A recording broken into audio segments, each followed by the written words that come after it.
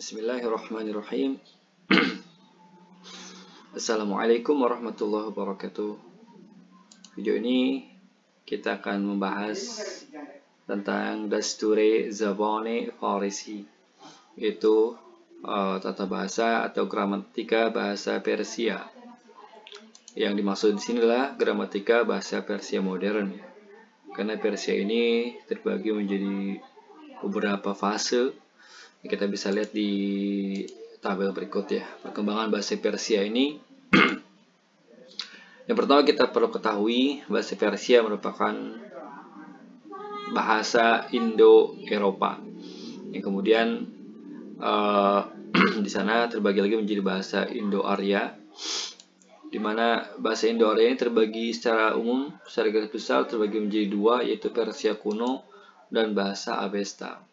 Avesta ini adalah bahasa yang digunakan dalam penulisan buku Avestan ya, buku kitab suci agama Majusi atau Zoroaster. Kemudian di sisi lain Persia kuno ini digunakan untuk melestarikan sejarah atau tentang perbuatan atau apa ya disebutnya, tentang catatan-catatan tentang Darius ya, Darius. Kemudian ada juga tentang Cyrus ya, cuma Cyrus banyak ditulis dalam bahasa Akkadia. Kemudian yang berubah menjadi Persia pertengahan atau Pahlavi, dan terakhir Persia modern kita kenal saat ini di Iran. Oke, kita coba ke nomina dulu ya. Nomina ini bahasa Persia itu tidak memiliki kata sandang tertentu seperti the, seperti dalam bahasa the dalam bahasa Inggris ya, atau al dalam bahasa Arab. Di sini kita lihat contohnya. Nah, ini adalah skrip yang sangat populer digunakan oleh orang-orang Iran dalam bahasa penulisan aksara Persia ya. Tulisannya tulisan Persia, bahasa Persia, cuma dia menggunakan disebutnya nastalik ya, nastalik, huruf seperti ini. Ini kita baca kitab khub ast. Kitab khub ast artinya buku itu bagus, atau bisa pengertiannya ada dua. Buku itu bagus, memang buku yang kita maksud ya, buku itu bagus, buku yang kita maksud, atau secara umum buku itu memang bagus gitu ya. Jadi tidak ada pembedanya. Yang membedakan nanti konteks ya. Ini sama seperti bahasa Suryani ya, sama seperti bahasa Suryani, tidak ada kata sandang tertentunya, konteks yang membedakan. Kalimat kedua yaitu ku bozorg ast. Ku bozorg ast. Nah, misalnya ku, gunung itu besar. Pengertiannya bisa dua, memang gunung yang dimaksud yang dia lihat, ku bozorg ast, atau memang gunung secara umum, gunung memang besar, seperti itu. Nah, sekarang kita coba bandingkan leksikon dengan bahasa-bahasa terdahulunya. Yang pertama kita gunakan Avesta dulu ya. Kita lihat evolusi bahasa Persia dari waktu ke waktu. Nah, di sini kita pertama temukan ini adalah bahasa Persia ya. Bahasa Avesta, di mana tulisan ini diambil dari bahasa Pahlavi yang datang kemudian. Jadi untuk bahasa Pahlavi ini, bahasa Avesta ini sebenarnya tidak diketahui tulisan aslinya seperti apa. Nanti di era penggunaan bahasa Pahlavi itu baru direkonstruksi ulang huruf-huruf yang digunakan untuk penulisan kitab-kitab keagamaan ya, khususnya Zoroaster ini. Nah, ini kalau kita baca adalah nask ya. Jadi buku, kitab dalam bahasa Persia kuno atau bahasa Avesta itu nask, seperti itu. Kemudian kita lihat dalam bahasa Pahlavi. Nah, ini Pahlavi. Pahlavi ini sebenarnya diambil dari bahasa Aram kuno ya, aksaranya. Nah, di sini kita lihat ada tulisan ini, kalau dibaca itu namag. Tapi dalam penulisannya bukan namag. Ini yaitu huruf pertama N, M, C, dan K. tapi dibaca namak. Nah, ini merupakan hal yang paling rumit dalam bahasa Pahlavi ini. Jadi apa yang ditulis itu benar-benar berbeda dengan apa yang diucapkan. Bukan cuma vokal dalam bahasa, seperti dalam bahasa Perancis ya. Vokal banyak tapi diucapkannya satu. Seperti air, E, A, U dibaca O. Kalau bahasa Pahlavi ini yang berbeda itu vokal. Ini vokal hanya tersedia 9 kalau saya tidak salah. Tapi mewakili suara atau bunyi sekitar 20 bunyi. Jadi sangat rumit ya bahasa Pahlavi ini. Jadi satu-satunya cara untuk mempelajari bahasa ini adalah dengan menghafal masing-masing leksikon atau kosakata. Belum lagi tambah nanti ada arameogram, yaitu simbol yang tulis secara dengan aksara Pahlavi, cuma untuk bahasa yang dimaksud bahasa Aram dan dibaca lagi dengan aksara Pahlavi. Nanti kita akan tunjukkan contohnya. Nah, dalam bahasa Pahlavi, buku itu disebut namak ya. Kita tulis supaya bisa kita hafal bagi yang ingin belajar bahasa Persia, Pahlavi, atau Persia kuno. Ini Naskh tadi ya. Naskh. Nah, seperti itu. Nah, ini untuk kitab ya. Kitab itu ke sini kitab. Kemudian dalam bahasa Persia kuno ini tidak ditemukan kata buku, tidak ditemukan dalam inskripsi karena Persia kuno ini tidak dalam catatan buku ya, kertas bukan, tapi dalam inskripsi seperti bahasa Akkadia, Sumeria dan lain sebagainya. Jadi di sini tidak ditemukan kata buku dalam bahasa Persia kuno. Kemudian berikutnya adalah kata khub. Khub ini artinya bagus ya. Nah, dalam bahasa Pahlavi ini dibaca vahu. Vahu. Ya, vahu. Kita tulis di sini vahu. Kemudian dia diturunkan dalam bahasa Pahlavi. Pahlavi ini ada kata khub ya, khub. Tulisannya HWP, tapi dibaca khub.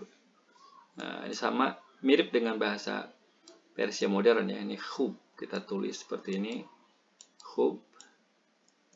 Nah, atau ini disebut arameogram. Jadi ini kalau kita tulis secara Latin, maka kita akan temukan huruf S ya, sh gitu. Kemudian P, kemudian Y, kemudian L. Nah, artinya Shapira, mungkin kita di video saya sering saya sebut contoh kata Shapira, artinya cantik, bagus ya.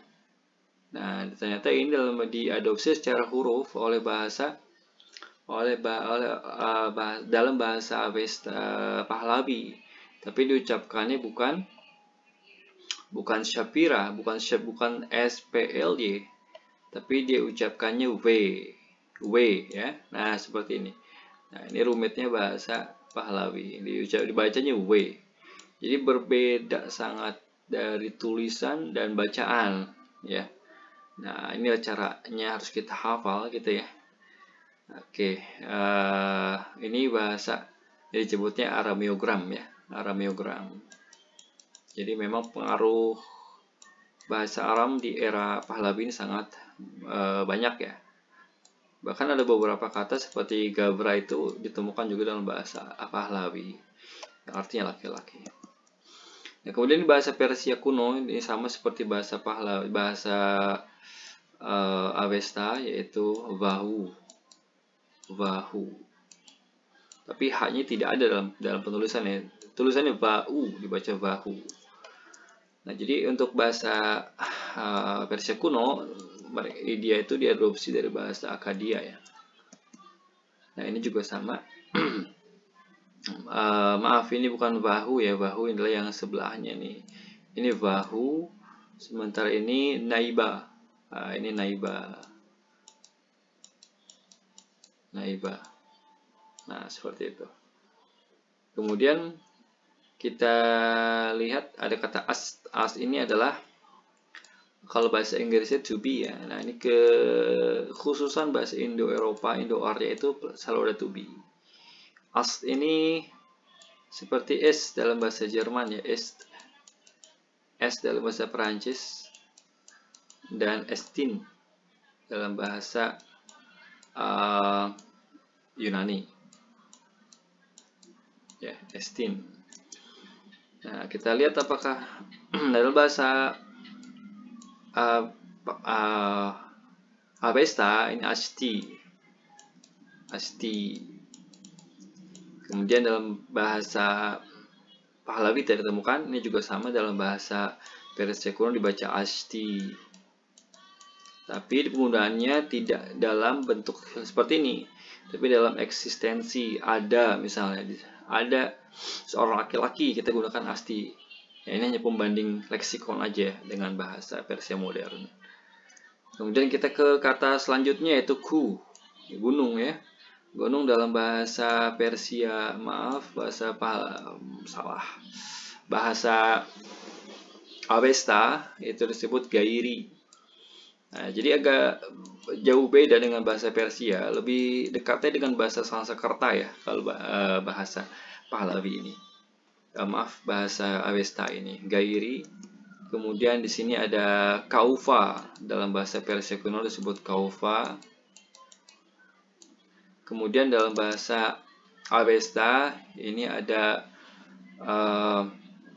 kof, dibacanya kof, tulisannya yaitu ini kof ya, dibacanya tulisannya KWP, Nah, inilah bahasa Pahlavi. Kemudian kata kedua ini bozorg ya. Bozorg itu artinya besar. Dalam bahasa Avesta ini disebutnya, ini huruf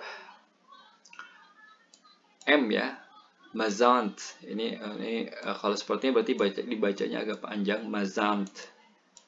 Nah, seperti itu. Ini ada huruf N dan T, mazant. Kemudian dalam bahasa Persia kuno disebutnya vazarka. Ini nggak terlalu beda dengan ini ya. Vazarka artinya besar atau agung. Kemudian dalam bahasa Pahlavi ini ada dua kata. Yang pertama ini dibacanya wazurk. Nah, ini dengan tulisan asli bahasa Pahlavi yaitu WCW, dibaca wazurk. Nah, gitu. Kemudian inilah arameogram. Arameogram tetap dibaca wazuk, cuma ketika kita tulis secara alfabet maka kita temukan kata LBA. Nah, ini sama seperti raba dalam bahasa Aramaik ya, artinya besar. Nah, dalam bahasa Pahlavi ini L sama R itu disimbolkan dengan simbol yang sama, itu seperti ini. Nah, cara bacanya kita lihat kamus seperti itu ya.